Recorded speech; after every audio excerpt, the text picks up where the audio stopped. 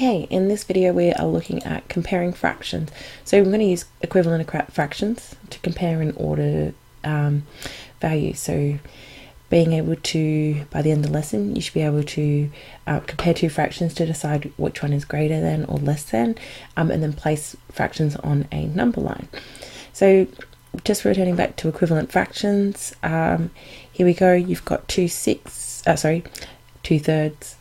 4 sixths, and 6 ninths, and they are all equivalent, so you can see that just down here. The other thing is that we're going to look at greater than and less than symbols. So as a reminder, those are as if you had two numbers here. Here we go. 4 is greater than 3, or in the case if you had 1 is less than 2.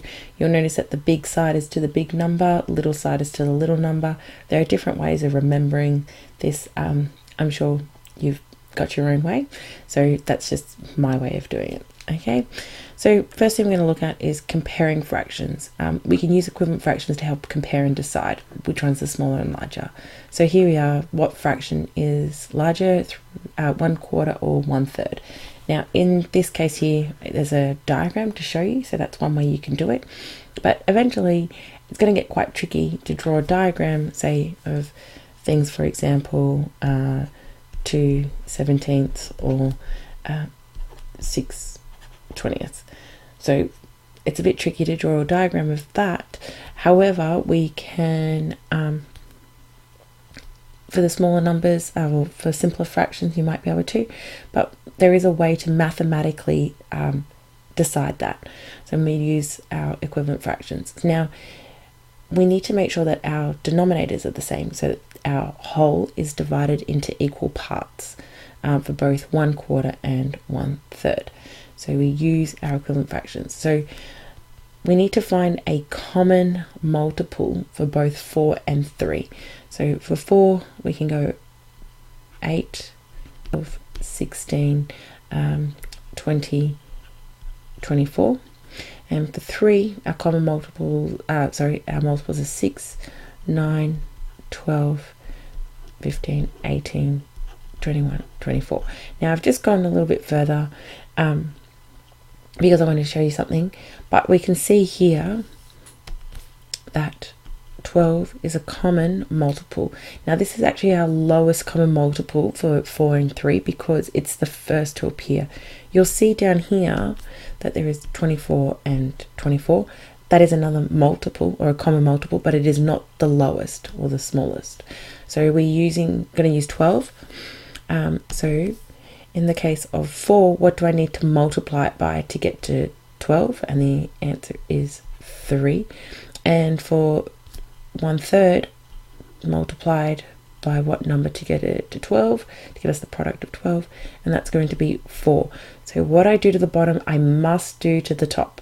So I'm going to multiply this by 3 and multiply by 4, must do the same to the top, is multiply by 4. So those two fractions are going to look like 1/4 equals 3/12, and 1/3 is going to equal 4/12. And we can see here already, there we go, just to verify that, 3/12 is less than 4/12. And we can see that and verify that here with a display, and then also down here with a number line. So here's my number line. It's 0 to 1. Here's half. A quarter is halfway between 0 and a half, and a third is going to be a third of the way. So if we divided it into 3 parts, and that's why we can see, as this is closer to 1 than this number, it is greater than 1/4.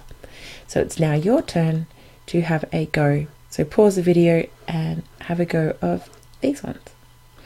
Okay, so after we've compared them, we can also put our fractions on a number line. We can see show the positions of 5, 6, and 1 and 1/3 on a number line. Well, we know that this one is going to be closer to 0 than this one. So that's something that we can get started with. So it's going to be less than 1. And this one's going to be over 1. What we can do is also compare them by, right there. So here's my number line. I've got, if you have a look, it's being very conveniently 1, 2, 3, 4, 5, 6 divided into 6 pieces. So 1, 2, 3, 4, 5. That is where I'm going to find 5, 6.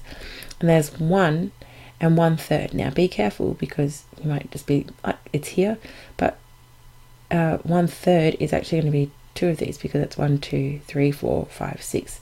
6 divided by 3 gives us 2 parts. So this is going to be 1 and 1/3. So here we go. There are some questions here for you to do as well, and draw on a number line. So that is your turn. Hopefully you've been able to compare fractions, decide which one is greater than or less than, and then also put fractions on a number line. Thanks guys, bye.